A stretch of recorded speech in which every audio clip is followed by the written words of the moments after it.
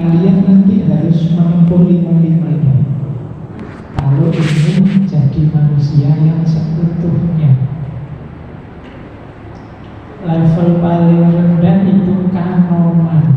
Kanoman itu yang sekarang, yang dulu kalian pelajari yang mahasiswa ya, itu ilmu-ilmu dasar SD, SMP, mungkin SMA, bagian-bagian awal itu banyak materi-materi kanoman.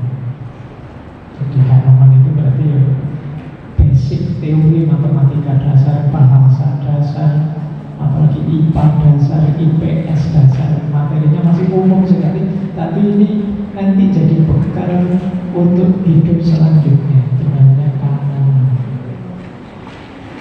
Jadi bagi simba-simbamu kalau sampai sekolah itu menempuh materi kanoman. Gimana caranya menghitung, gimana caranya bicara yang baik, gimana berbahasa yang sopan, kanoman. Nanti naik satu level itu ada kanuragan. Kanuragan, kalau zaman dulu kanuragan itu kesaktian-kesaktian, tapi mungkin maksudnya keterampilan-keterampilan yang harus kalian kuasai, yang jadi penciri keistimewaan. Nah, saya membayangkan teman-teman mahasiswa yang kuliah itu level ilmunya itu kanuragan. Canggih di bidang manajemen, ada yang canggih di bidang akuntansi, ada yang canggih di bidang kedokteran, ada yang sakti di bidang ekonomi, ada yang hebat luar biasa di bidang filsafat, ada yang sosiologi dan lain sebagainya. Ini kalau pakai term tadi namanya ilmu kanuragan. Disitulah kesaktianmu, disitulah keistimewaan, karirmu akan ditempuh. Naik satu level lagi, selain kanuragan nanti ada kadunya, ilmu keduniaan. Gimana caranya bergaul yang baik, gimana caranya membina rumah tangga yang pas, gimana caranya menempuh jenjang karir, mengelola harta, gimana caranya ngomong anak yang baik. Ini ilmu kadunya. Kalian harus mampu ini juga. Di atas kadunya nanti ada, kalau ini sudah mulai agak spiritual, kasepuhan, mulai pendalaman agama. Tadi di level ilmu sebelumnya bukan berarti tidak ada agama, cuma lebih pada amalnya, sholat yang baik gimana, sedekah yang baik gimana, zakat yang pas, caranya haji gimana, itu nanti di kanoman, di kanuragan, di kadunya. Tapi begitu masuk kasepuhan itu tidak sekedar dijalani rutin, tapi mulai difikirkan di dalamnya, mulai belajar lebih dalam tentang agama. Itu orang Jawa menyebutnya kasepuhan, tentang Allah, tentang hakikat hidup, tentang akhirat itu bagaimana, itu menyebutnya kasepuhan. Puncaknya ilmu kalau menurut orang Jawa itu kasampurna. Kasampurna itu yang tadi mungkin hanya wawasan di kasepuhan, sekarang dijalani, menjalani hidup yang berorientasi Allah saja, yang berorientasi akhirat saja. Dengan usia-usia 10 itu kasampurna. Kalau orang zaman dulu, kalau sudah 10 itu usia-usia pensiun itu ya memang menarik diri dari dunia. Bahkan seorang raja pun akan menarik diri dari tahtanya terus hidup spiritual. Tidak sekedar belajar spiritual, tapi hidup secara spiritual. Itu yang disebut kasampurna. Baik, itu ya paling tak kita tahu sekarang tataran ilmu kalau versi filsafat Jawa. Saya bilang tadi teman-teman harus nanti menguasai semua itu ya, jadi manusia yang betul, kuliah yang benar, belajar yang benar, nanti hidup kadunya yang benar, terus memperdalam agama dan menjalaninya sampai tuntas. Ini kalau orang Jawa mungkin setara kalau di konsep tasawuf namanya insan kamil, manusia yang utuh sebagai manusia. Ya dunianya digarap, akhiratnya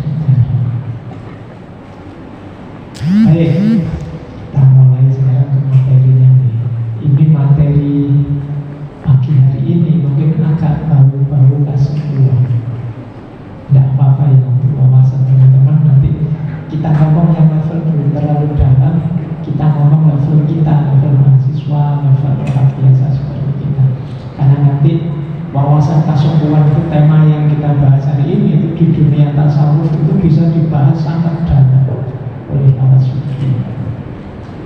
Para pujangga zaman dulu juga banyak bahas ini, wawasan kesepuhan. Nah, kita mulai ya, kita membahas level kita. Bagaimana sih hidup ini bisa menumbuhkan. Jadi pagi ini kita belajar gimana caranya Pak, saya selalu sadar hadirnya Allah. Itu saja. Ini untungnya akan sangat besar.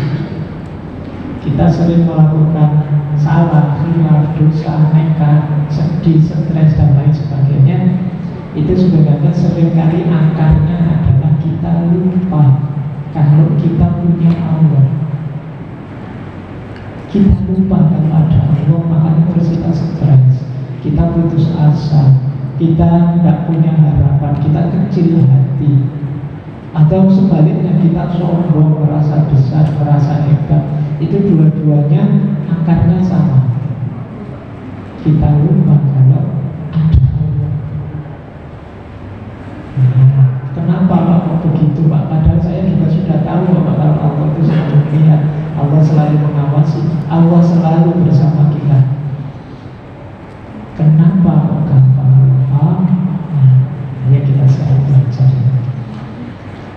mencari akarnya, kemudian sedikit mencari solusinya. Tentu saja untuk level-level mahasiswa. Saya nggak bicara level terlalu dalam. Bismillah, kita mulai. Yang pertama, kenapa sih Pak kok saya sering lupa hadirnya Allah? Akarnya yang pertama ada di ilmu.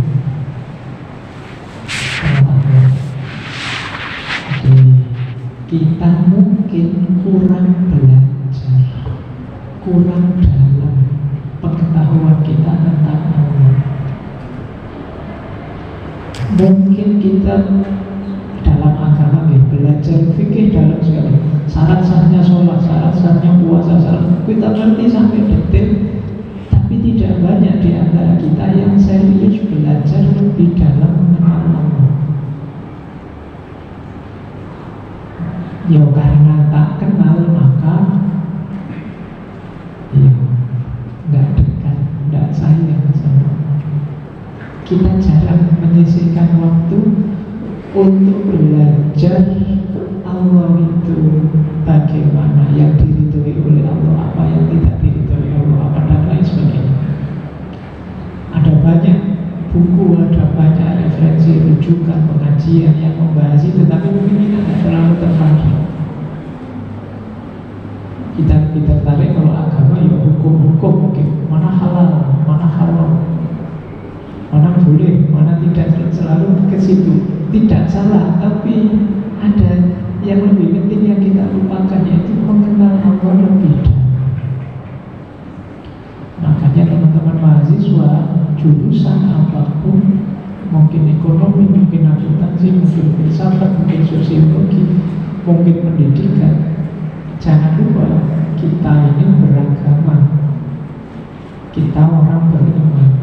Maka sisihkan waktu serba sedikit untuk memperdalam keimanan kita, untuk lebih mengenal Allah. Jadi ayo ya teman-teman, sisihkan waktu sebentar.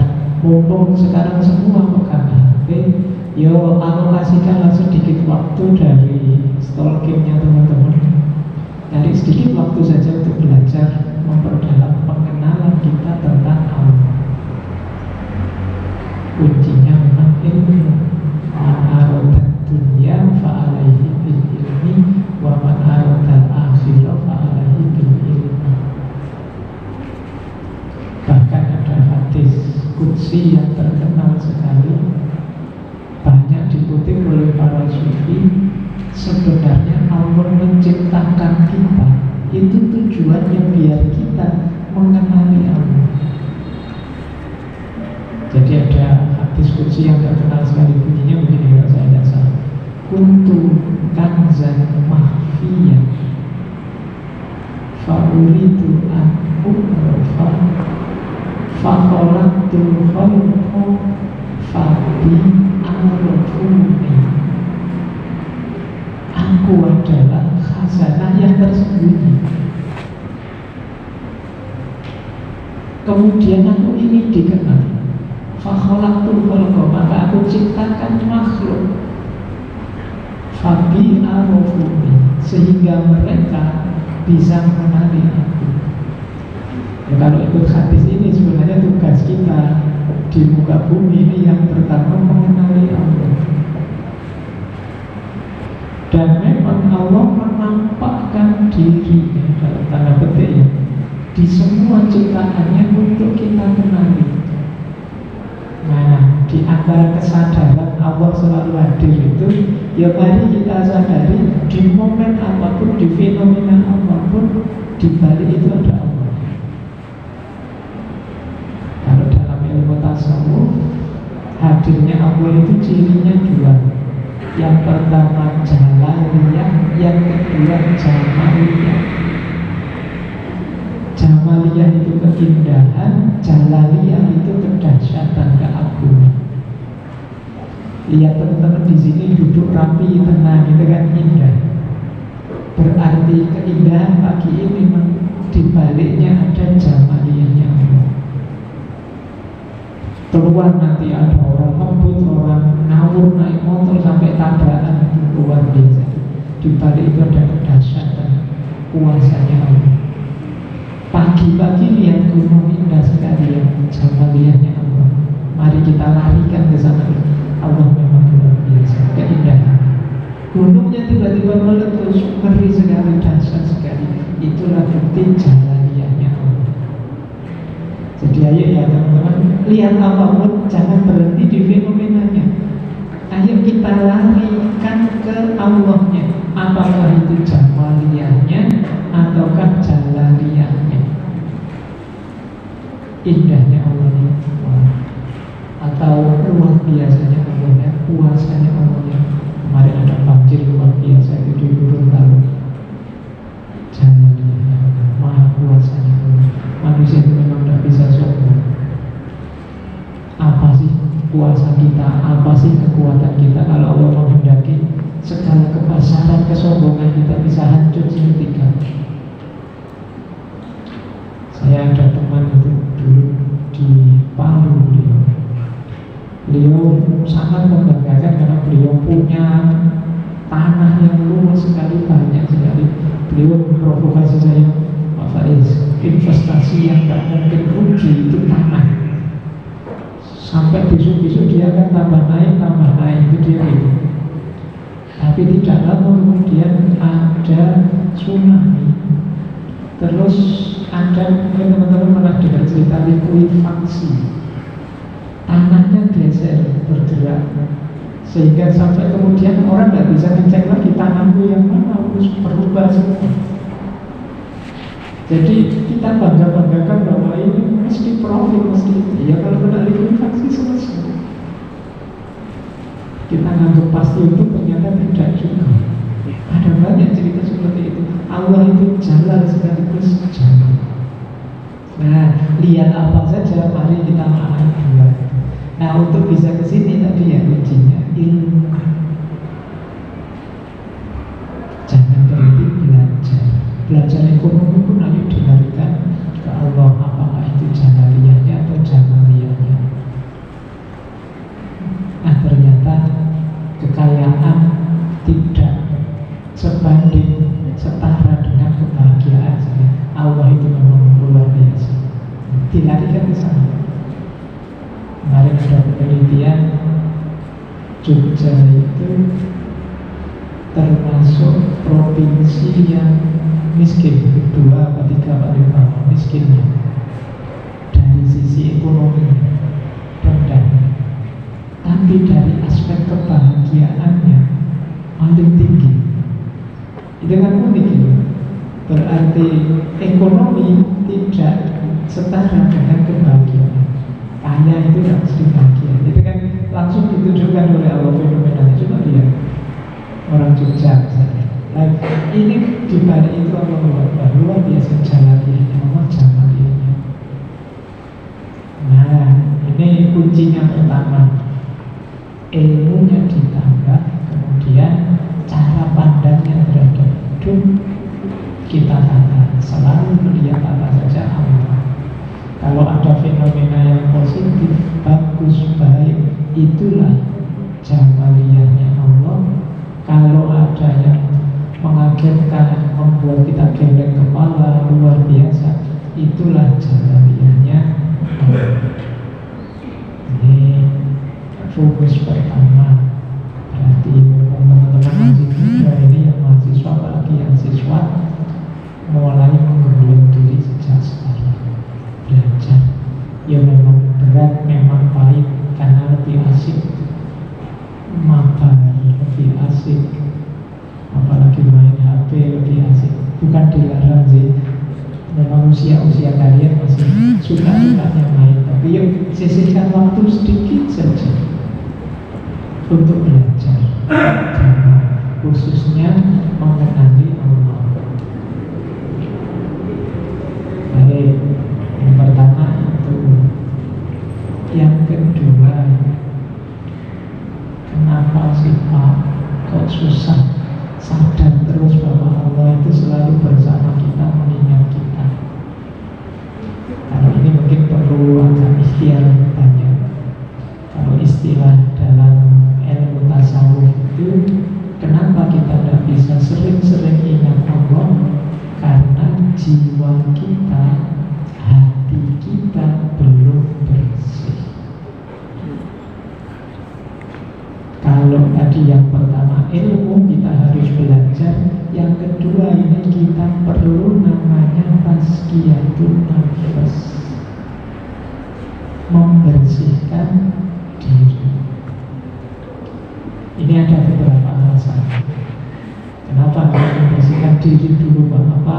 Kalau kotor, kesadaran tentang Allah tidak bisa masuk. Jawaban kritisnya ya. Kenapa begitu? Orang Jawa punya filosofi wadah dan isi. Hati kita, jiwa kita, diri kita ini semacam wadahnya. Kemudian tentang Allah, ilmu, dan lain sebagainya, itu kan isinya. Loh, kalau wadahnya kotor, kalau wadahnya tidak bersih, ya diisi hal-hal yang jernih pun hasilnya tetap kotor. Kalau ada gelas kok beracun, meskipun diisi susu yang sangat menyehatkan, keluarnya kan tetap susu yang beracun. Kalau jiwa kita tidak bersih, meskipun teman-teman mengisinya, mungkin ada yang suka cerita-cerita tasawuf, wali-wali luar biasa, kan kita isikan. Mungkin ya pas waktu baca cerita kita tertarik sekali, wah ini ingin segera ibadah, ingin segera tobat, tapi setelah itu tidak efek. Kajiannya selesai, bukunya ditutup, ya kembali ke settingan awal. Kenapa? Tidak nyambung dengan wadahnya. Mungkin kayak komputer itulah, kalau programnya tidak kompatibel kan crash, hang, nge-lag. Itulah logikanya perlu tazkiyatun nafas, membersihkan diri sebersih-bersihnya sampai tersisa hanya Allah saja. Maka kalau diri kita isinya Allah saja, lebih mudah menghadirkan Allah. Tapi mungkin karena diri kita masih banyak hal lain yang memburamkan pandangan kita tentang Allah. Itu istilahnya tazkiyatun nafas. Lupa, apa semuanya dibuang Pak, ilmu, pikiran, dan lain sebagainya? Udah, yang kotor saja yang dibuang. Ya kita masih manusia normal sih, ya hidup ya perlu keterampilan, perlu ilmu, perlu kemampuan ini itu, perlu komunikasi ini itu. Tapi yang kita bersihkan yang kotor-kotor saja. Apa itu yang kotor-kotor saja? Nah, kita mulai tadi yang bilang tirakat itu ya. Pelan-pelan ya, nggak apa-apa. Saya nggak tahu ya. tidak terlalu berat ya. Ayo mulai latihan untuk membersihkan diri kita. Justru akan lebih luar biasa kalau dibersihkan sejak sekarang. Besok saja Pak nunggu tua-tua. Kalau kita sudah tua lebih sulit membersihkannya. Di usia kalian lebih mudah. Makanya ada beberapa hadis itu yang sangat kagum dengan anak muda kok sudah mau mendekat pada Allah dengan macam-macam istilah. Ada yang istilahnya anak muda yang terikat hatinya oleh masjid, atau anak muda yang mengabdikan hidupnya untuk Allah, macam-macam di hadis itu. Tapi intinya memang pembersihan diri itu dimulai di usia kalian. Akan lebih mudah. Kalau sudah usia seperti saya jauh lebih berat. Ada yang bilang patokannya 40 ke atas. Ada di kitab apa saya lupa itu, orang ke usianya 40 ke atas masih nakal, kemungkinan sulit jadi baik. Kenapa? Sudah mengakar. Atau yang bahasa Jawa ini sudah bergerak mental. Susah sekali sudah dibersihkan. Kalau di usia kalian lebih simpel, lebih gampang. Kalian itu kontak ganti pikiran lebih cepat gampang. Jadi masih mudah dibentuk. Tapi yang sudah sepuh-sepuh itu biasanya lebih berat. Makanya kalian kadang debat sama orang tua itu susah. Ngeyel. Kalau anak muda itu mudah dipengaruhi, mudah dibentuk ulang. Makanya ayo ya kalian, meskipun ini termasuk ilmu kasekuan, tapi menurut saya menjaga kebersihan diri itu kalian mulai sejak sekarang. Caranya bagaimana Pak? Pelan-pelan ya kita belajar. Ini ada levelnya. Tidak harus kalian secara sekaligus sampai level tertinggi. Diawali sekarang level rendah-rendah dulu. Yang pertama, level paling rendah kebersihan jiwa tentu saja adalah dari dosa dan maksiat. Ini basic sudah. Ayo bersih-bersih menjaga diri kita, jiwa kita tidak terkotori oleh dosa dan maksiat. Tidak usah ditanya ke saya ya Pak, yang dosa itu apa, yang maksiat apa, teman-teman harus ngerti. Kalau diteorikan memang sesimpel itu, meskipun prakteknya bisa menghambat yang kita lihat. Jangan sampai terkotori oleh itu. Nanti ada yang protes ke saya gini, Pak, manusia itu kan memang tempatnya dosa dan maksiat Pak. Gimana kita bisa bersih dari itu? Mari kita pastikan, seandainya memang kita tidak bisa bersih sama sekali dari dosa dan maksiat, mari kita pastikan dosa dan maksiat yang kita lakukan itu karena lupa, karena terpaksa, atau karena khilaf, bukan karena secara sengaja. Saya tahu ini dosa tapi tak tabrak saja.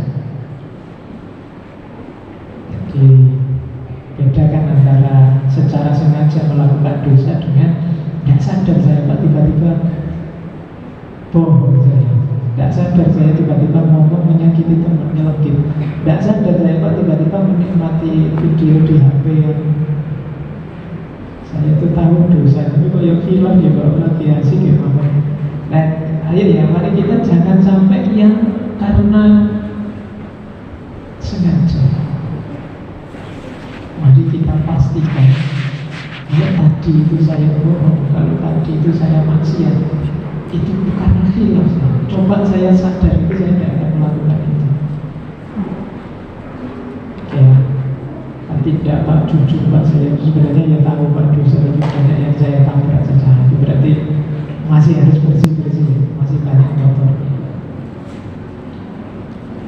Rumus pertama itu boleh ya kalau ada waktu teman-teman mungkin sambil melihat nunggu siaran langsung sepak bola, sambil muhasabahi diri hari ini atau minggu ini atau bulan ini, dosa apa yang banyak saya lakukan, salah apa yang secara sengaja sering saya kerjakan. Coba ya teman-teman cari waktu khusus untuk menghitung dirinya, memuhasabah dirinya. Boleh sambil bawa buku sambil ditulis, oh saya masih banyak bohong, oh saya masih sering curang, oh mata saya susah dikendalikan untuk lihat yang tidak boleh, tidak boleh. Coba ditulis saja. Mungkin belum bisa diatasi segera, tapi minimal kita tahu kelemahan kita di mana. Itu pelan-pelan diatasi. Ini level paling rendah sebenarnya untuk bersih-bersih diri, karena masih banyak di atas itu yang harus dibersihkan. Baik, kalau sudah sukses di sini, alhamdulillah.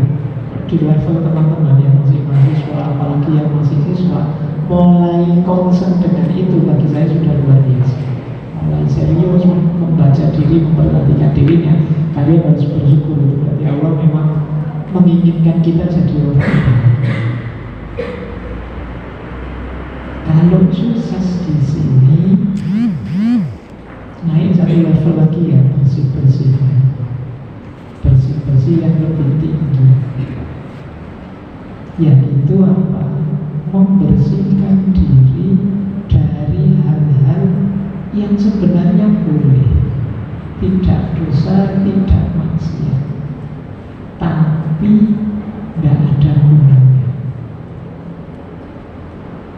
jadi tidak ada manfaatnya. Nah, ini bersih-bersih jenis kedua, mengisi waktu dengan hal-hal yang tidak berguna, tidak ada manfaat, meskipun boleh. Sehingga apa? Memakan banyak waktu dan kesempatan yang itu harusnya untuk kita berbuat baik, tapi kita habiskan untuk yang tidak penting. Bukan berarti hidup harus serius terus ya, tapi kalau bisa kita minimalkan waktu untuk hal-hal yang tidak penting. Istirahat ya, nyari hiburan ya, tapi kalau sudah waktunya beraktivitas, bekerja, usahakan isinya memang hal-hal yang penting. Biar apa? Tidak mempengaruhi jiwa. Yang sering membuat teman-teman malas, mau ngapa-ngapain, enggak dapat tugas dari dosen nanti saja, itu karena ada banyak hal yang tidak penting yang ingin teman-teman lakukan, sehingga jiwanya terbiasa dengan hal-hal yang berbahasa agama istilahnya lahwu wa laibu. Nah, ini emang main game di HP boleh kok, tapi kalau waktunya sepanjang itu sampai makan waktu untuk sholat, waktu untuk makan juga sampai hilang, waktu untuk bersosial, berbuat baik pada sesama juga hilang, ini sebenarnya sudah nabrak batas banyak. Oleh karena itu teman-teman dicek ya, kalau ada aktivitas kan ini boleh Pak, tidak ada larangan hal iya, tapi juga tidak ada manfaatnya. Nah, kalau cowok-cowok mungkin banyak yang main game, main HP, semoga tidak ada yang suka game online yang banyak, judi online. Tidak ada yang langganan resort. Nah itu jelas nggak boleh judi. Tidak mau Pak, saya main HP itu cuma iseng saja kok, cuma buka game yang biasa-biasa yang namanya. Itu boleh untuk hiburan, untuk kesenangan, melepas kepenatan. Tapi perhatikan durasinya. Kalau sudah terlalu lama, emang waktumu untuk produktif termakan. Diingat-ingat ya teman-teman. Coba kalian baca sejarahnya orang-orang besar. Orang-orang besar itu menjadi seperti mereka itu karena mereka pandai memanfaatkan waktu. Sebut siapa saja pahlawan kita, Pak Diponegoro, Bung Karno, Pak Jenderal Sudirman, siapa. Coba baca sejarah hidup mereka, apa saja yang mereka lakukan di usia kalian. Itulah nanti yang melahirkan orang seperti mereka. Coba kalian cek ya. Misalnya Bung Karno di usia kalian sudah ngapain saja. Pangeran Diponegoro seusiamu itu melakukan apa? Ibu Kartini melakukan apa di usia kalian? Nanti bisa kalian bandingkan. Kalau kalian juga ingin jadi orang besar, memulainya sekarang, tidak mungkin besok. Karena besok itu panennya, sekarang kalian menanamnya. Maka bersih-bersih jiwamu antara lain. Coba kamu selektif benar terhadap apa yang kalian lakukan tiap hari. Kalau tidak penting, minimalkan. Kalau sekedar buang-buang waktu, oke. Makanya ada hadis itu dari Rasulullah yang terkenal sekali.